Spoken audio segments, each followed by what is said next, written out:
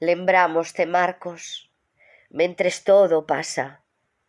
Pasa o tempo na pel e nos pasos, pasa nas mans e no trazo do poema co que declama a vida a súa canción de amor. Pasa polo arrepío e pola bágua que roda e xira como o mundo en busca de lembranzas que te definan. Un rego, un arado, a pluma tintando o libro e esculpindo a catedral que tamén te chora. Hai un Ourense sen ti como houbo aquela Venecia. Hai aínda aquela bella cidade de augas e néboas que segue pronunciando o teu nome. Orgullosos, orgullosos de ti, Marcos, e da túa Estela. Marcos Valcarce. Marcos Valcarce. Eu tive a honra de coñecelo lendo La región, as uvas na solaira, ese blog que teña. Pasado o tempo puden saludalo, nos lo presentaron en Progreso, e a partir de aí el tiña unhas tertulias, capitaneaba unhas tertulias no Liceo. Como xa empezaba a escribir, xa tiña varios artigos en La región, unha vez me chamou a través de Antonio Piñeiro para asistir a, que era unha tertulia moi plural, e tiña ganas de que eu asistira. Asistí varias veces, non sempre, e aí fixemos certa amizade. Me entero da súa enfermedade, esa esclerosis lateral amiotrófica, e estive con él. Me estuvo contando o proceso, como empezou a escribir os síntomas, eu como médico pois dille os consellos que me pareceu en aquel momento. Pasou o que pasou, desgraciadamente, e eu recordo, como dixen agora, recordar e ver volver, recordar e volver a empezar. O ser humano ten a capacidade de recordar, e hoxe fixemos 15 anos do recordo a Marcos Valcarce. Pero quero dicir algo máis, unha anécdota que é realidade. Estamos no Centro Cultural Marcos Valcarce da Diputación de Ourense. Un bo día, empezaba de presidente Manuel Baltar, eu me atopo con Antonio Piñeiro, ou me chamou con Antonio Piñeiro, levo moita amizade de tempo, e me di, Rosendo, vou falar co presidente. Ah, sí, bueno, pero mira, vou falar co presidente porque lle vou facer unha proposta, que o Centro Cultural Simeón chamese Marcos Valcarce. Que che parece? Dixeme, moi ben, preséntalle. Chámame Piñeiro ao cabo dunha hora e me di, o presidente apuntou o Centro Cultural hasta ahora chamado Simeón ou Centro Cultural da Diputación, vai a propolo para que se chame Centro Cultural Marcos Valcarce. Hoxe un logro e creo que foi un gran acerto. Moitísimas gracias, Rosendo. Bueno, querido amigo, que día máis especial, Pois sí. Bueno, como estás? Pois estou contento. Estás? Estou especialmente contento de que o recordo dun tipo como Marcos pois convoque a tanta xente 15 anos despois nunha cidade saturada de actividades culturais, como hai sempre con todos os sitios onde coinciden 3 ou 4, hoxe no Liceo, aquí, etc. E entonces reunimos aquí 105 persoas na lembranza de Marcos en un acto tan fluido con isto, con tanta música e con un novo estilo, así de actos, pues me parece fenomenal. Había amizade aí, Sí, pero o que decía no pequeno texto que li aí, falar de Marcos que se chabran as portas, petabas e entonces convocas aquí e aquí ven todo o mundo inmediatamente, igual que colaboraron 300 persoas no libro o valor da generosidade que lle fixemos, o valor da generosidade, pois tamén está así. E entonces, pois, unha alegría enorme porque temos a lembranza dele. Sí, señor. Está vivo. Está, sí, vivo. Está vivo con nós. Podía ter feito moito máis, ou apuntar a morrer aos 50 e pico anos, sin dúbida, pero con Marcos fixémolo ben, porque tamén lle fixemos a homenaxe en vida, amigos, e convocamos aquela famosa cea no Liceo, que creo que non houbo ninguén que marchara tan ben despedido. Sí, Levou todos os sí, premios, todas as sí. cousas, pois marchou porque tiña que marchar e agora sigue connosco aquí presente. Porque ten que seguir. Porque ten que seguir, xa está. Moi ben, Moisés, moitísimas grazas e parabéns por esa organización espectacular. Bueno, estes chicos da banda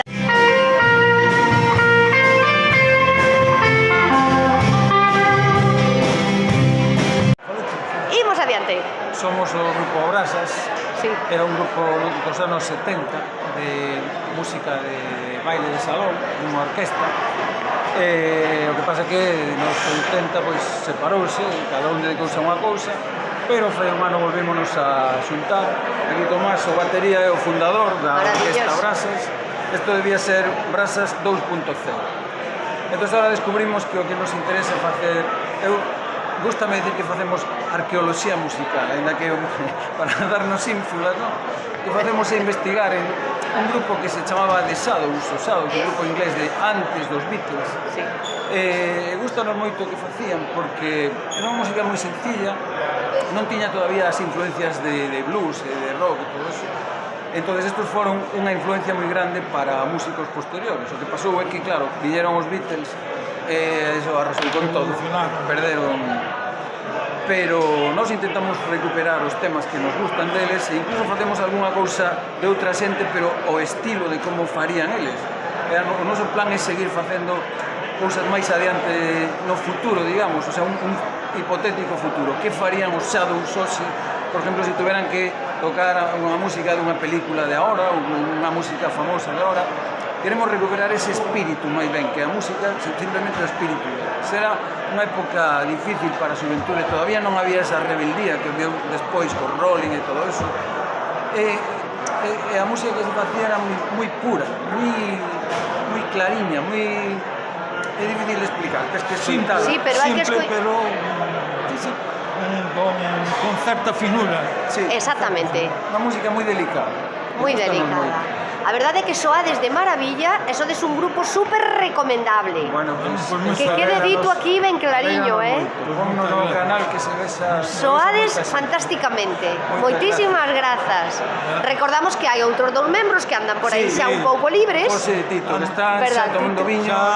Porque aquí estivemos hoxe recordando a quen, chicos. Sí, a Marcos Valcárcel, fai 15 anos que morreu, entonces fíxose un acto de recordo e invitáronos a vir moi orgullosos e moi contentos. Estamos todos participar. Estamos todos moi emocionados, a que sí. Pois Ojalá. sí. Un bico moi grande, moitísimas grazas. Gracias a ti. Non estamos sós, non somos nada sen os outros. O río navegamos xuntos e o mar soñámoslo xuntos tamén. Se alguén pensa que só, sen axuda, pode facer algo, está derrotado. Non é que dependamos dos demais, somos tamén os demais. Nada existe sen os outros. O mundo construímoslo cada día entre todos. A amizade é un tesouro que debemos cultivar como a un xardín, para que non migren. Somos tacaños demais coa amizade, coa expresión dos sentimentos, cara aos que nos acompañan e nos axudan a vivir. Pensamos que a vida durará sempre e non é certo. A vida é breve, apenas un instante. Vivir é compartir. Asumir a tradición, mesmo coas súas limitacións, é a base do futuro, o alimento que nos dá forza para seguir. Fluta os libros e as palabras, discorren douradas as horas que vivimos.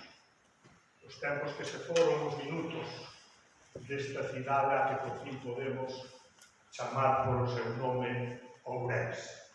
Pois aquí estamos, querida María, co noso Marcos Valcárcel detrás, aí, dándonos forza para a xente do redor, querida amiga. E ti, ademais, coñeciches a Marcos desde o punto de vista de profesor. Libre clase a un fillo teu, decíasme, María. Sí, era un excelente profesor, se lembra de Marcos. Bueno, eu recordo que os levaba a recorrer todas as calles que aparecían na Esmorga. Bueno, incluso debe de conservar fotos